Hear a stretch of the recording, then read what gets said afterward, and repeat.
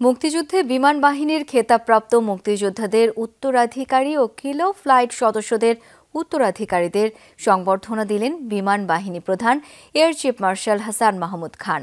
সকালে সশস্ত্র বাহিনী দিবস উপলক্ষে বিএএফ শাইন হলে আয়োজিত এক অনুষ্ঠানে কিলো ফ্লাইটের সদস্য সহ 29 জনকে এই সংবর্ধনা দেওয়া হয়। অনুষ্ঠানে স্বাগত বক্তব্য দেন বিমান বাহিনী প্রধান। তিনি বলেন, মুক্তিযুদ্ধের রণাঙ্গনে মাত্র 3টি বিমান নিয়ে সেই বাহিনীটির জন্ম হয়েছিল। আজ তা অত্যাধুনিক যুদ্ধ বিমান, পরিবহন বিমান, হেলিকপ্টার, বিভিন্ন ধরনের রাডার, ক্ষেপণাস্ত্র, এমনকি ওভারহোলিং প্রযুক্তিতে সমৃদ্ধ। অপারেশনাল ও প্রশাসনিক সক্ষমতা বাড়ানোর লক্ষ্যে অনেকগুলো প্রকল্প হাতে নেওয়া হয়েছে এবং বেশ কিছু প্রকল্প সফলভাবে বাস্তবায়ন করা হয়েছে বলেও জানান তিনি।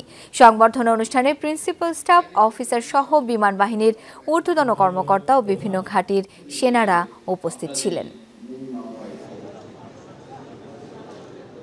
একটি গণমুখী, জনস্বার্থে নিবেদিত ও কল্যাণকামী রাষ্ট্র গঠনে বাংলাদেশ বিমান বাহিনীর সকল সদস্য যে কোনো প্রয়োজনে মানুষের পাশে থেকে কাজ করে যাচ্ছে এবং দেশের আর্থমানবিক বা আর্থসামাজিক উন্নয়নে ব্যাপক ভূমিকা রাখছে এবং রাখবে।